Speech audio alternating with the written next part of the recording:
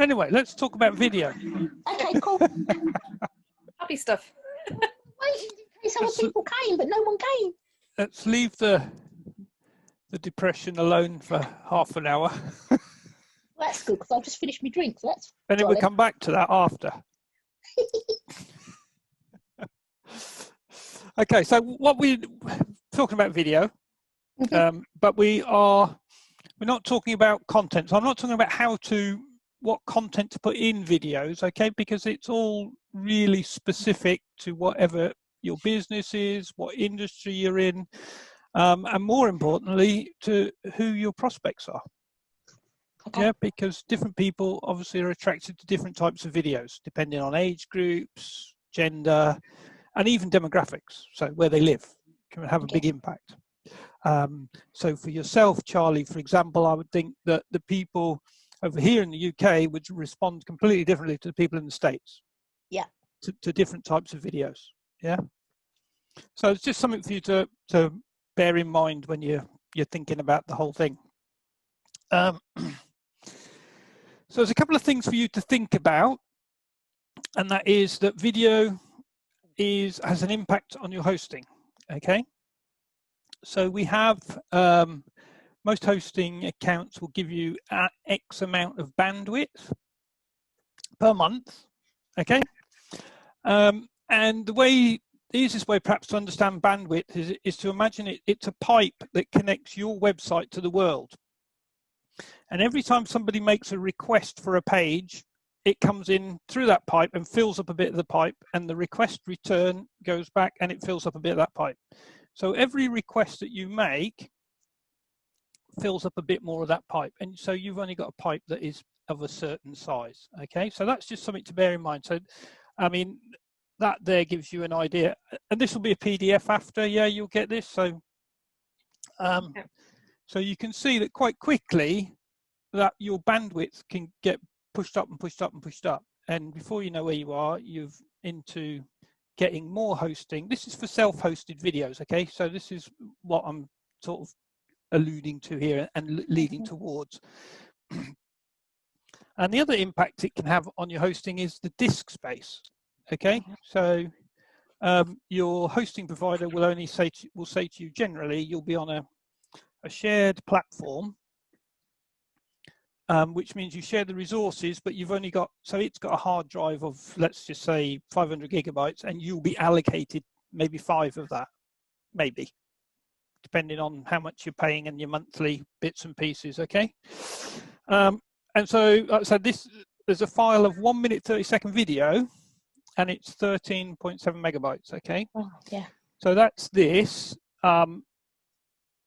Just to give you a quick idea, so I'm not going to play it all the way through, but it's nothing too intensive. There's not people moving about. There's not big lights, but that's nearly 15 megabytes as it is. Okay. Now, all right, there's audio in there as well. So if you left audio out, that would drop the file size down. But that's just to give you an idea of, you know, what we're talking about as far as hosting is concerned.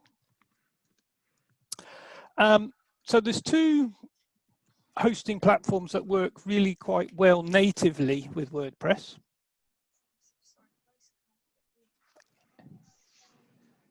Hold on a second, guys. Yeah, hold on a minute. How do I? So yeah, we were talking about where to host video. Okay. Okay. Now YouTube and Vimeo both are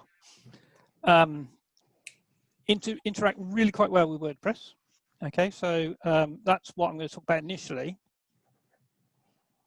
And there we go. So Vimeo, that's to give you an idea. So if you're thinking about your audience, yeah, that's the sort of thing that Vimeo gives you. Now it has a free version, okay, but it allows you, I think it's 500 megabytes a week. Okay, and as you know from what we were just discussing before about how quickly image sizes can get quite big, file sizes, sorry, for videos, then that's something to bear in mind. And then you'd have to check out that they're paid for options. Yeah, to increase it if that's where you want to go. But as it says, that their community is mostly mature people or maturer people, and you don't have any ads. Okay, so you will not get ads placed onto your video. Good. All right. Okay. So my best advice there would be to probably just jump onto Vimeo and have a look around and see if people like yourselves are on there for what you do. Yeah, it's always a good way to go and test the water. And there's nothing to stop you actually using two. Just makes sense. YouTube is, as I say, you can get people leaving some nasty comments if you switch comments on, obviously, but you really want to, because it's like having comments on Facebook. It gets that interaction going. Yeah, it is ads everywhere. That could be a problem. Okay, but one thing to bear in mind is that YouTube is owned by Google, and it is the second biggest search engine out there. Okay, so your videos can be found just by people on YouTube without them even being on your website. So it does have a secondary dimension in that aspect. Okay. There are a couple of alternatives. Okay, so if you're thinking, so like some of our clients that run learning management systems, we put their videos onto Google Drive. Okay, so then we embed them from Google Drive onto the page, so that they're behind a paid for gateway. Yeah, so people have got to pay to see those. And Amazon AWS again is another one. Google Drive again, bear in mind that there are storage costs, and Amazon charges you to host the video and for every time it's played. But we're talking like I think it's 0.1 of a penny or something stupid like that. It's really low numbers. Yeah, but again, Amazon it's secure. Amazon and Google Drive, you can keep the videos secure, so only the people can see them on your website, or if you give them access to it via a link. Yeah, but they can't be found in another way, if that makes sense. And depending on how you want to utilize your videos, that may be an option for you. Okay. So if you need to think about creating videos, Snagit is quite a good tool for using. It's, what is it now? It's less than 50 quid for a license. Yeah, and it's not the only one. I mean, there's lots out there. I just thought I'd give you a couple of ideas. So there's Snagit, and there's also Quicktime, which is available on Windows and Mac. So if you're just going to record your screen, yeah, it's a way for you to do that. Now, bearing in mind, I don't think you get any editing or any really good editing facilities on Quicktime. I think you do with Snagit. Things like Zoom you can record, especially if you're on a professional account, paid for account. So this is being recorded, and we will then turn it into a video. So that's another thing to think about. You can also, with things like Zoom, you can stream it into Facebook groups as well. Yeah, so again, depending who your audience are and what they're doing. Another way you can do it is you can create a PowerPoint presentation, and then you can see there's a thing there that says save as movie. Okay, now it's fiddly to get PowerPoint right as a movie. So what I suggest you do, I just did it. So this is like just a really quick one. You can see here, this is like 0.5 MB, just over. Is use words, an image on one slide, words on the next, and do it like that. Yeah. but controlling the speed is quite tricky. Oh, I love this. I love PowerPoint. Yeah. I was teaching it for years. So it is useful. Don't get me wrong. Not great, but Yeah, actually, have you just fallen over? Is she all right? no, laptop fell off my, well, almost fell off. I caught it as it went down. Oh, I thought you was fallen laughing. down. Oh, you No, hear that, no, you you got hear to that thing about upstairs. people tipping cows, and I thought, I what's know. going on? I didn't know what was going on. Laptop Bless- around. Sorry, guys. That's all right. So yeah, have a look around, as I said, out on YouTube and Vimeo, and see what people in your industry are creating. Okay, there's I'll put up some links to that thing that I had before, which was like a white screen with the cartoons and things on. That's another way of creating videos, especially if you don't want to be in them yourself. Yeah. Okay. So you can get your point across using images and things like that in that respect. And things like that also have a bit of audio in there, some music tracks that you can put over the back, so they're not just like you get with PowerPoint. It's just a sort of silence. But again, what you're trying to achieve, yeah. So hosting on video on YouTube is all I'm going to sort of really talk about now today. I say we haven't used Vimeo for a couple of years for any of our clients, so I couldn't sort of run through that for you. But essentially, you just log into your YouTube account, and if you've got a Gmail account, you can quite quickly have a YouTube account because you're just the same login. We have our own channel, so as you can see on the screen there, it's branded for us. Yeah, so you can brand your channel. When you go to do that, you do it as an image, and I think Canva has them already set for the right sizes. So if you are using Canva for any of your social media stuff and you've got all your brand colors and bits and pieces in there already, you can quite quickly do one. But YouTube actually tells you what size image to create anyway. Okay. You may need to play around with it a little bit so that you get everything to fall right on the screen. Yeah. And then from there, you just click on the Manage Videos button. And then create. There's a little button in the top right hand corner that says create. Oh, here we go. Oh, it's a bit better. I can see it a little bit better. And I forgot to mention this actually, but you can create videos in YouTube. Okay, but in this instance, we're talking about uploading a video that you've created. So I won't tell you which button to press, let you work that one out. Okay. And then you literally just drag your files over from your hard drive. Okay. Okay. And when it starts loading, it'll launch you into a window, something like that. I think we're going to be finished really quickly here. It's great. There's no questions. Okay, so you can see, can you see my mouse at all? Yes. Yep, so you can see over here, that's the file name. So that's the first tip, is to name the file before you put it up. You can see how I've done that one there. Right, yeah. Yeah.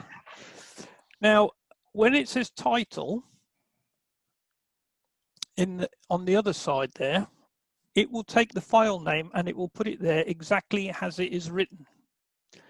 So check it, okay? Because you'll notice in the file name, I've put hyphens and I need to take those all out for the title. See that, Charlie? There's the title there. Yeah. So it takes that and puts it in there exactly the same way as your title. Right, so you just got to remove them. Okay. So just remember that, and you need to sort of redo it, tart it up, whatever you want to call it. And then your description is your chance to put in the keywords that you've included, hopefully, in your file name, which are then in your title. So you can put them in the description as well. So say a little bit what your video is about. So if somebody is looking for how to do and you've created a how-to video, make sure you put in there how to do whatever in the description. So in this short video, I show you how to, as a for instance. Yeah. Okay. And you'll notice underneath, I've put in links to the websites. Right. Okay. Okay. So if you go and have a look around on YouTube, you'll probably find, especially some of the how-to videos, quite have long descriptions in them. Yeah, because people are using that as a way to get found. So this again get found on Google as well, just in a Google search, not just in a YouTube search, but potentially in a Google search. Okay. And there you can set your visibility, make sure it's public, can see it. You can pick the thumbnail that it's going to represent before the video starts. Okay, so you can put up an image, and you can say how you want the end screen to look. And you set your age restrictions and things like that all on this screen here. There are, at the top here, there's some more options. Now, if you click through on that, you can set things like location and things like that. So you can say, I only want this to be seen in certain areas if you wish. Personally, I wouldn't bother.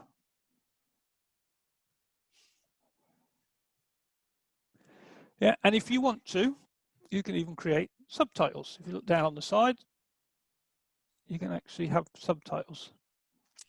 So if you have a bit of an accent or something that's difficult for, I'm not having to go at anybody. You're paranoid. But if you've got a hard Glasgow accent or something like that, or even for us actually, to be honest, if we were trying to sell into the States, if we have a bit of an accent, it might be worthwhile. I use subtitles anyway, because when people are watching on their phones, they don't necessarily have the sound on. There you go. Yeah, that's a brilliant example. Okay. Yeah, yeah. So something worth thinking about. Yeah. Okay. You've also got analytics in here if you want it, and you can edit it in here a little bit. Okay. Personally, I would edit movies before you put them up, so be happy with what you're loading up, rather than thinking I've got to load this up and then oh no, I need to go and change the start and I need to go and chop a bit off the end. And yeah, I personally would do that before you put it up. Sorry. So that's your videos up, and now you need to put them into WordPress. So you can embed your videos as a URL. Okay, so if you go to the video in YouTube, if you notice there, I'll put a little arrow under the video. There's a thing that says share. Mm-hmm. Yeah. And that gives you, there's a button there, just copy it. Just copy the URL.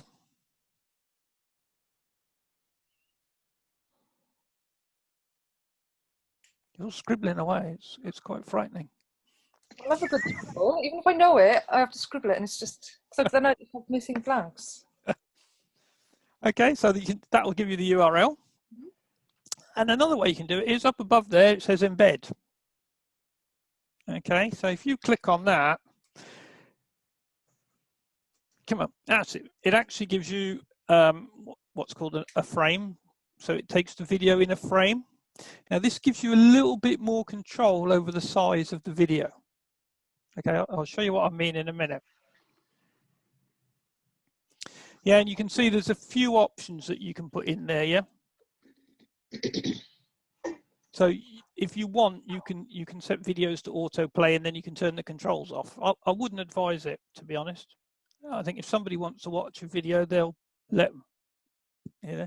There's nothing worse than going to a page on a website, in my opinion, going to a page on a website and a video starts playing, and so you go to another page, and when you come back, the video starts playing. You've got no control over it. It's, yeah.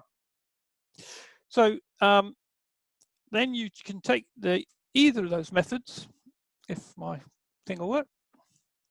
So looking at that, this is a a WordPress page. No, a post. I was creating a post, but the content is the same, yeah? And I'll show you this on the site in a second. But you can see there's the URL at the top, and underneath is that frame. And I can actually set the width and the height of it. So it gives me it knows dimensions, but I can change those if I wish. Yeah. And what that does for us is in that taking that iframe control. So the top one is just the URL as I took it, and the bottom one is that iframe. Okay, so you can see that the top one actually fills the container that I've got for my blog post completely, whereas the bottom one, maybe a little not so intrusive. Is that the right word I'm looking for? I'm not sure. You can sort of put more text on the page around it and people can see it a lot easier. Have you fallen asleep, Charlie? Or has she just fallen over? So does that make sense, Rachel, yeah? Yes, it does, yeah. Okay.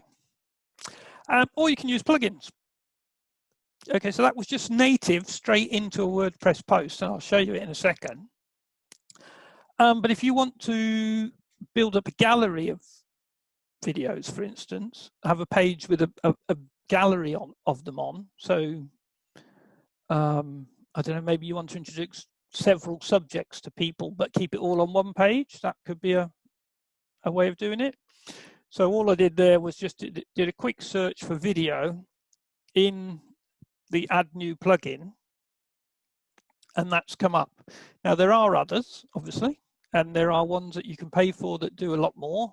But I just wanted to give you a flavor of what you could achieve with it. Okay, so generally, if you were going to put a post with a video, you would only put one video on. I don't know if having a gallery of videos actually fits with your business, to be honest. That would be your decision. Did you get that last bit, Charlie, or did you fall over? Yeah, I did. I was just having a bit of a coughing fit. Oh, okay. Fair enough. And you thought you'd save us? Yeah, exactly. That's real social distancing, that is.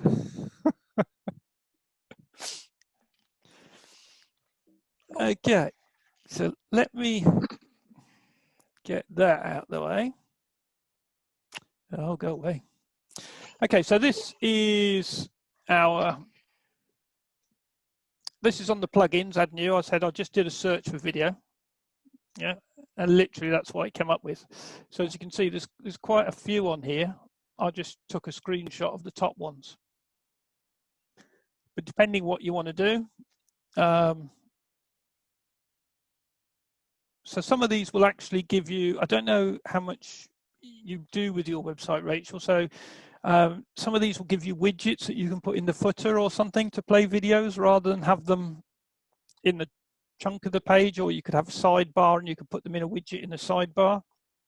Okay, I haven't even thought of that. So like I said, it's whatever you're trying to achieve, you could find the tools that will do that for you. But this is the post, which you're probably more used to seeing from the visual side of things if you do stuff actually in your WordPress. So as I say, this top one is the one where I just took the URL. So if I go back to the text version, you can see the top one is just literally the URL. So WordPress decided how big that was going to be and put it in there for me. Yeah. And the bottom one is that script, which at the moment is 560, 315, but I can just change that. And if I go back to the front, you can see it's got considerably smaller. Right. So you can, if it's a video that's for effect, but the text is the main part of what you're trying to say, you can make the video smaller so people will read the text and look at any still images you've got first, rather than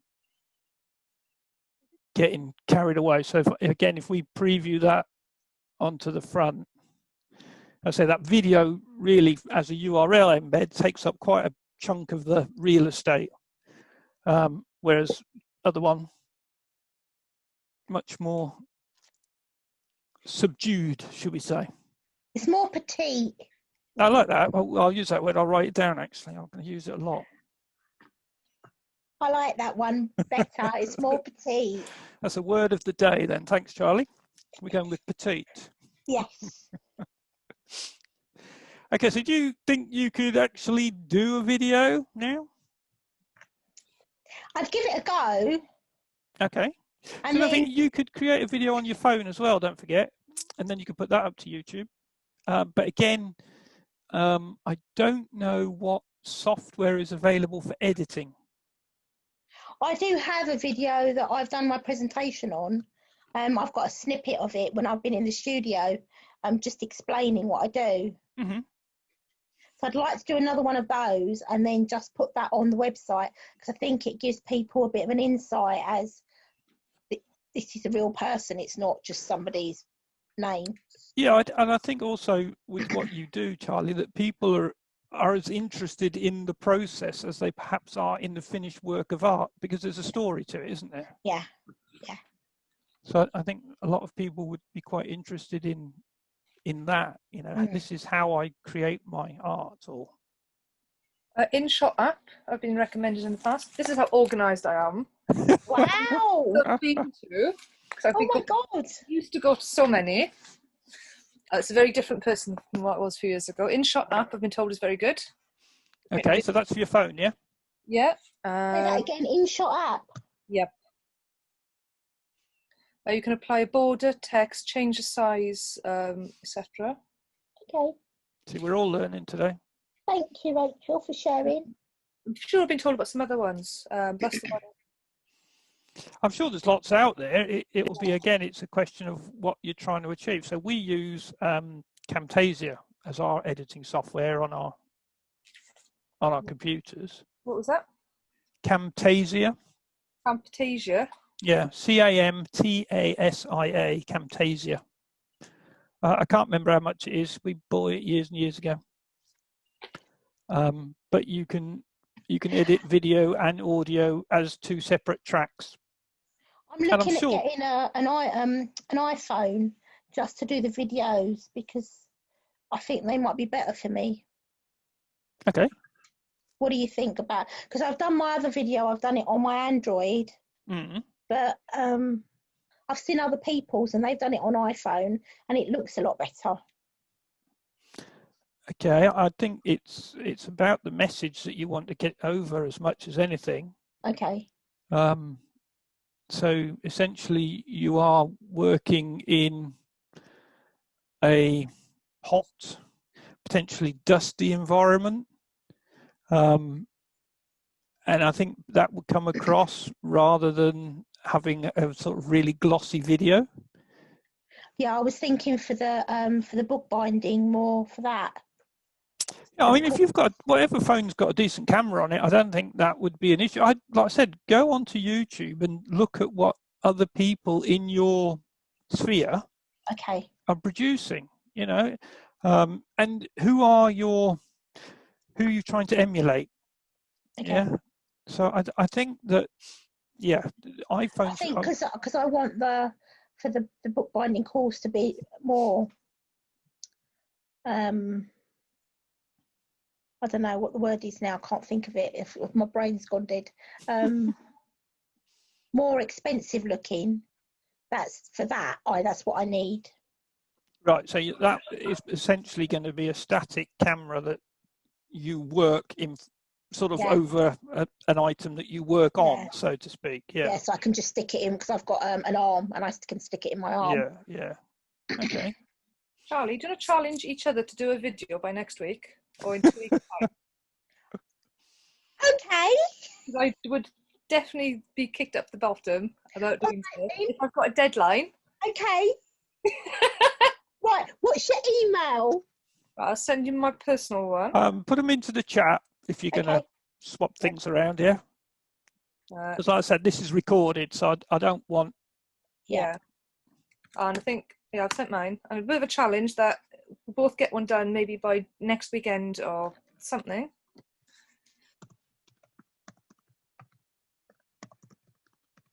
Maybe even uploaded on our websites. Okay, don't go that far yet. That's the week after. It's a one challenge at a time. Yeah.